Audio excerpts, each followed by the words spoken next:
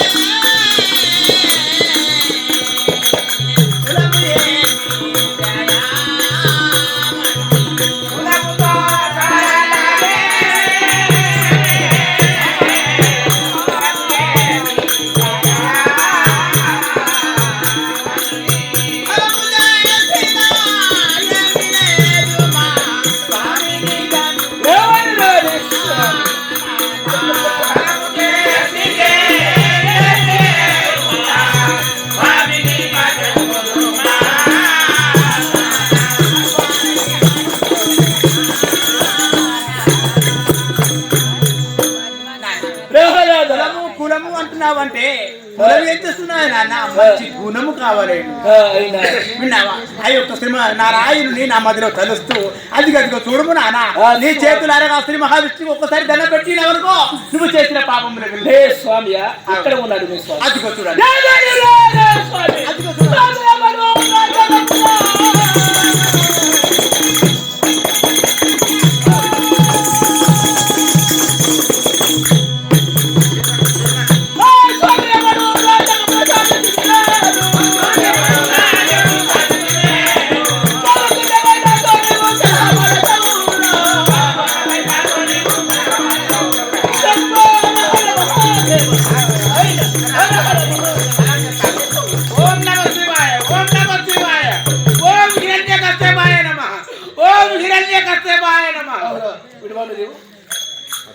వాడు స్వామిని తలుస్తుంటే చంపే సమయానికి హిరణ్యకశ్యపాయ నమః అంటున్నావు.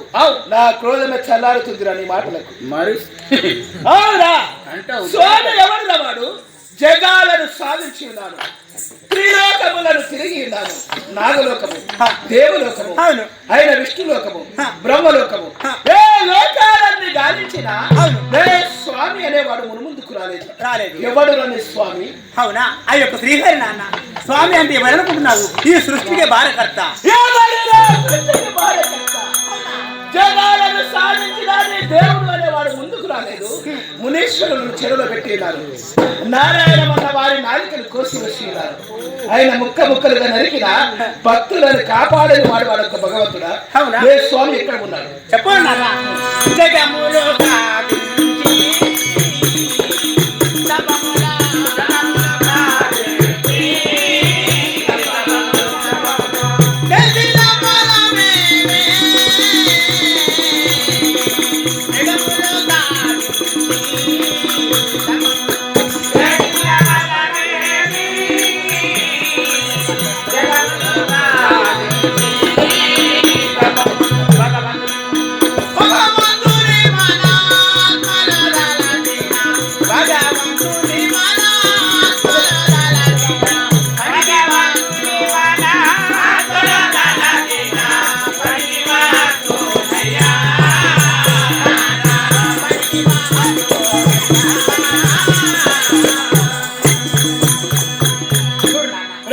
జగములు సాధించినాను, తపములు చేసినాను, మోక్షపై నొసంగి ఉన్నాను, తిరిగి వచ్చని పలుకుతున్నావంటే జగములు సాధించే లాభం లేదు నాన్న. ఆ యొక్క భగవంతుడు శ్రీమన్నారాయణ మన ఆత్మలో కలిసి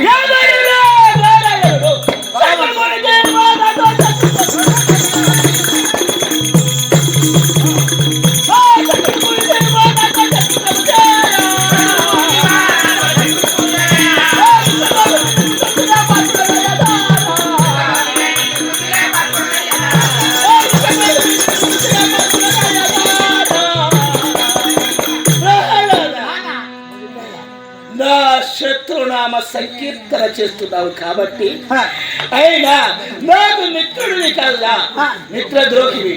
నిన్ను చంపి ప్రపంచంలో పేరు వహించలేదాక కన్న కొడుకును చంపిన తండ్రి అని పేరు తప్పించుకుంటారు. పొలగాడు అజ్ఞానంలో ఉన్నాడు. పొలగాని కొడు తెస్తే వాడు తెస్తలేదు. పొలగాని మాటలు పట్టుకుని నువ్వు రొయ్య పొట్ట వెళ్ళినట్టే ఇలా పొద్దుగాల చూసి నమ్మతోడు ఇక్కడ చిన్నగా ఒర్రే ఉంది. ఆ ఒర్రెకు అతను నేను దొడ్డికాని పోయేటాలకు అక్కడ మొత్తం అంటూ తామ రాకున్నది. దాని మీద తామ రాకున్న వాళ్ళు అల్లే ఉన్నది, ఒక రొయ్య ఉన్నది. ఆ రొయ్య ఏం చేసింది అంటే నేను గడ్డ మీద ఊకుడు చూస్తాను అక్కడ రొయ్య అంటాను నువ్వు అంత. ఆ రొయ్య ఏం చేసిందంటే నీళ్ళలో ఉన్న రొయ్య ఆ మీద ఉన్న సూర్యుని చూసింది. రగరగ రగరగ మెరుతాంటే ఈ సూర్యుని చూసి రొయ్య నీళ్ళలో ఉన్న రొయ్య అనుకుంటుంది. ఏమంటున్నది ఆ రొయ్యతోనే నువ్వంతా ఆ సూర్యుని మిగులావనేది ప్రయత్నం చేస్తాను. ఆకాశం మీద ఉన్న సూర్యుని నీటిలో ఉన్న రొయ్య తను ఆడుకునే సమయానికి సూర్యుడు తన కళ్ళల్లో జగజగ మెరుతా అంటే అరే సూర్య ఇలా నువ్వో నేను అంటే తాడోపడ తెలుసుకుందాం అన్నదా. ఆ నీళ్ళలో ఉన్న రొయ్య ఒక్కసారి రొయ్యవని మీదికి లేచి ఆకాశంలో ఉన్న సూర్యుని మింగుదామని పైకి లేచి అంటే మీదికి లేచింది. మళ్ళీ అతిగా ఆకాశం మీద ఉన్న సూర్యుడు అన్నానండి రొయ్యకు అంతదా అందడు. కానీ రొయ్యంతో నువ్వు అంత మళ్ళీ వచ్చింది ఆ నీళ్ళలో పడ్డు. మళ్ళీ అయినా దాని బలం తగ్గుతలేదు అమ్మతో. ఆ రొయ్యకున్నట్టే ఉన్నాయి నీ మీసాలు ఎక్కుపెట్టి నరాలు ఇగ్గి పట్టి ఒక్కసారి మళ్ళీ రొయ్యని మళ్ళీ మీదికి లేచి అరే సూర్య నువ్వో నేను వేసుకున్నావు అన్నదా. మీదికి లేచింది. పొంగనే ఇట్లా సీదా పోయింది. రాని ఇట్లా ముక్కు కిందికి పెట్టుకుని వస్తాను. దాని ముక్కు ఎట్టుంటుంది కొచ్చే ఉంటుంది. అన్న ఉన్నది ఏమున్నది ఆకున్నది తామరాకున్నది. ఆ తామరాకు ముక్కు గుచ్చుకున్నది. లీట కొట్టుకుంటాను. లీట కొట్టుకుంటాను. అమ్మతో రొయ్యతో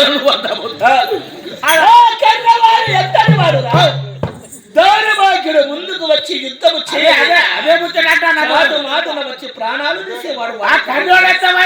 అది రొయ్యలాంటి నువ్వు ఆకాశం మీద సూర్యునే మింగుతానంటే రొయ్యతో నువ్వు అంట. ఇక ఆ కర్రోడు ఎంతరా ఆ కర్రోడు ఒక గుడ్డి కొంగ. ఆ గుడ్డి కొంగ ఏం చేసింది అక్కడ గడ్డ మీద ఊకుండి ఈ రొయ్య ఎగిరేదంతా చూసింది.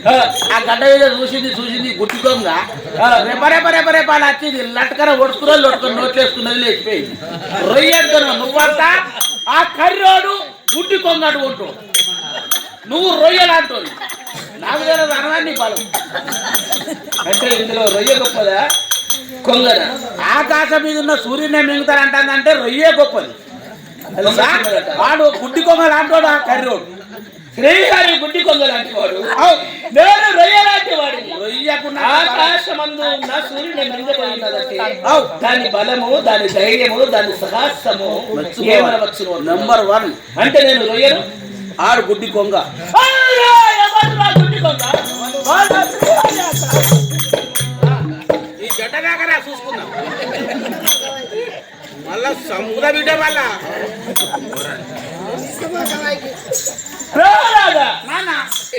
అవురా మనకు శత్రువులైన ఏ విధానంగా తెలుసా? పిన్న తండ్రి అయినా హిరణ్యాక్షుడు ఏ భూదేవినే చాపచుట్టుకుంటూ వస్తున్నాడు. రాగా 33 కోట్ల దేవాన దేవతలు వెళ్ళి ఆ శ్రీహరికి మొరబెట్టుకున్నారు. అది నాకు భూదేవితో సహితముగా మొరబెట్టుకోగానే నా సహోదరుడైన హిరణ్యాక్షుడి ముందు వచ్చి యుద్ధం చేయాలి కదా. పంది అవతారం ధరించి కోరల చేత నా సహోదరుడైన అంబర వీధి అందురా కోరల చేత చంపివేసినాడు. అవురా దేవుడు అనేవాడు ముందుకు రావాలి, యుద్ధము చేయాలి. అది ధైర్యము, అది సాహసము, మానవ లక్షణం అన్నారు. దేవుడు ఆ దేవుడు అనేవాడు పంది అవతారం ధరించిన సహోదరుడు చంపినవాడు. వాడు వీరుడా, శూరుడా, ధైర్య సాహసములు కలిగిన మునగాడా? చూడు నాయనా. సరే ఒక్క మాట, పిల్లనాలను చంపినవాడు నాకు శత్రువే కదా. నా గర్భవాసమందులో పుట్టినావు. నాకు శత్రువు అయినప్పుడు నీకు శత్రువే కదా. కాదా? కాదు నాన్న. ఎలా కాదు? ఎందుకంటే ఆ యొక్క పిల్ల తండ్రి గారు పాపం చేస్తున్నాడు. ఆ యొక్క భూదేవిని చాపగా ఆ భూదేవి ఉన్న ఆ యొక్క పక్షులు గాని మృగంపులు గాని అవన్నీ నాశమైపోతున్నాయి. ఆ యొక్క శ్రీ మహావిష్ణువు దేవతలందరూ ఊడి ఆ శ్రీ మహావిష్ణువు దగ్గరికి వెళ్ళి మొరబెట్టుకోగా ఆ శ్రీ మహావిష్ణువు వచ్చి ఆ యొక్క మీ యొక్క సహోదరుని గురించి ఇలాంటి సృష్టినే కాపాడి ఉన్నాడు. పుట్టిన బిడ్డలు నీవు తెలుగు గడ్డ పైన పుట్టిన ముద్దుల బిడ్డ ఉన్నాడా? వాడు నాకు శత్రువు అయినప్పుడు నాకు కూడా వాడు శత్రువే. నా శత్రునామ సంకీర్తన చేసి నా వరకు ముక్క ముక్కలు ఎనరికి వేయగలను. అవునా శత్రులేవా రయ్యా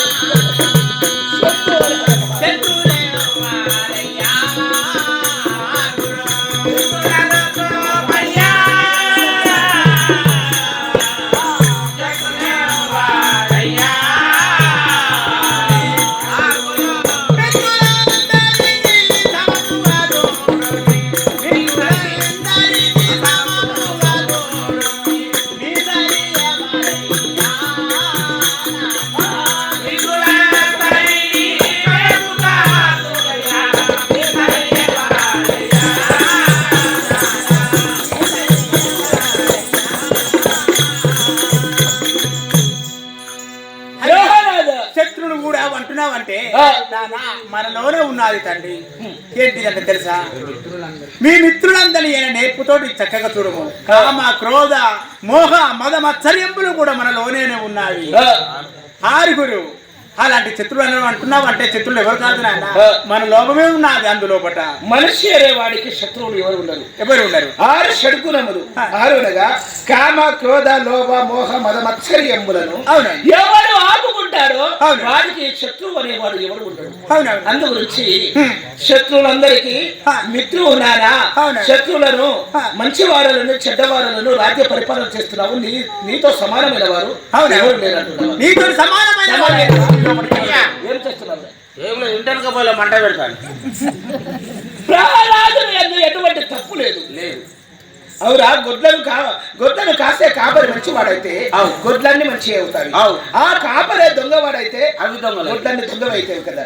అను విధముగా అసలు చెడ్డ మార్కులు శివుడు నామ సంకీర్తనలు నేర్పమంటే హరినామ సంకీర్తనలు దొంగ పాఠాలు నేర్పేది. వారి వద్ద తప్పు ఉన్నది. ఆ చెడ్డ మార్కులను కొడితే పెండ పడాలి. వారు ఎక్కడ ఉన్నారో వారిని రావచ్చు. వాళ్ళని వినిపిద్దాగా నర్తిముండ కొడుకులు.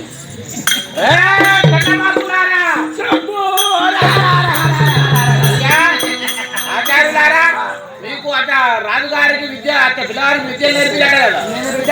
మీకు గుమ్మడికాయ అంత పదార్థం ఇచ్చారట. రా, నాకు 2 వాళ్ళు, మా ఊరి సగం పాలే. చూసుకోవాలి. నాకు పెద్దవాళ్ళు కొడుకు సరిపడి పారి 6 వాళ్ళు, నాకు 2 వాళ్ళు.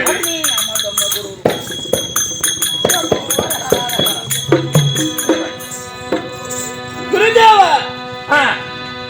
గురు పితామహులకి మా ప్రణామములు. గురుదేవ, ఏ ఇరువురిలోన ప్రహ్లాదునికి విద్యను నేర్పిన వారు పిల్లవాడికి గట్టిగా ఒక కొట్టగా చెప్పిన నాకు 6 వాళ్ళు, తిరిగి 3 వాళ్ళే. గుమ్మడికాయ అంత పదార్థం అనగా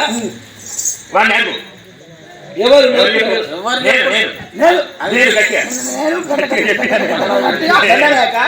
ప్రహ్లాదుడు ఎక్కడ ఉన్నాడు?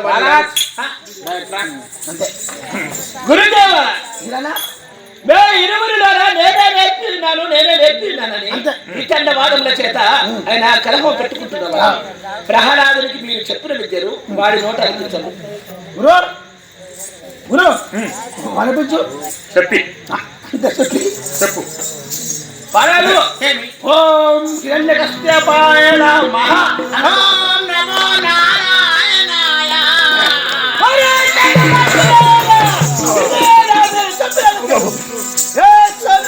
మీరు నేర్పిన విద్యలు మావుడు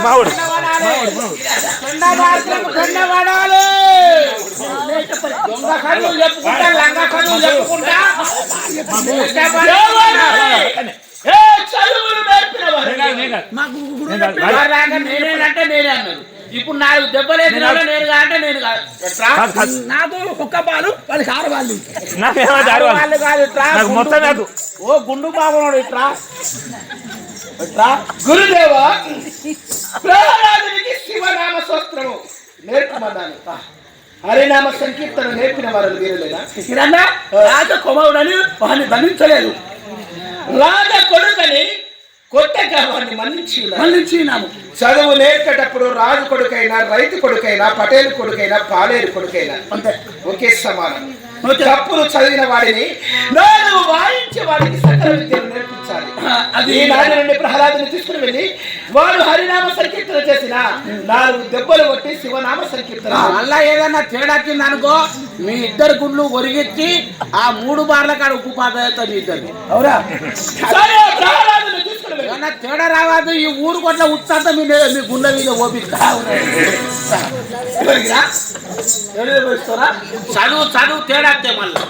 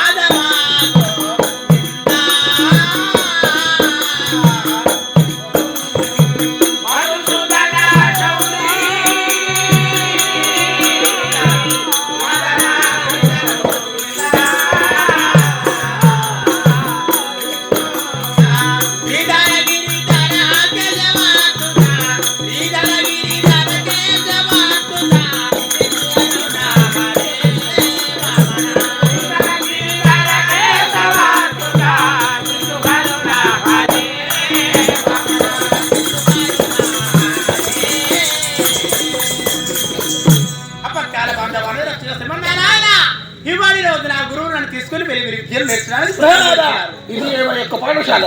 అవునా? ఇదేనా పాఠశాల? ఓం నమః శివాయ. ఓం నమో నారాయణాయ. పిచ్చువాడ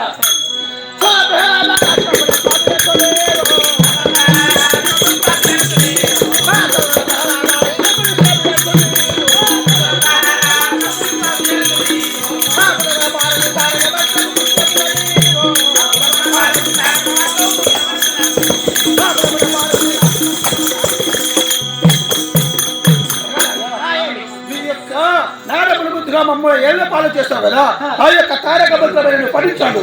అండి తారక మంత్రములు ఏం చదవాలేనా? అవునవును. హరుడైతే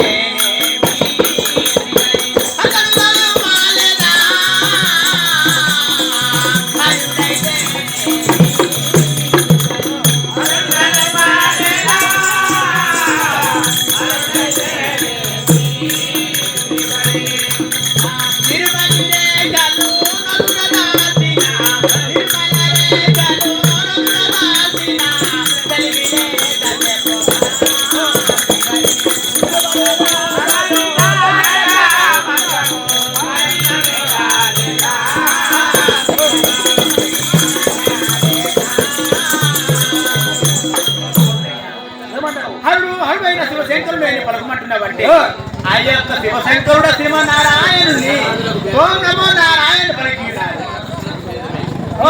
అది రాజులో కూడా ఎలాంటి భేదం లేదు స్వామి. అది అది ఒకటి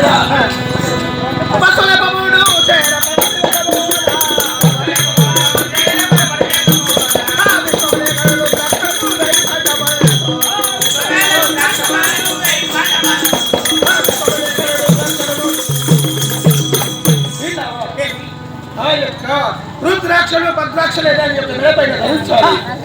అవునా? అవునా?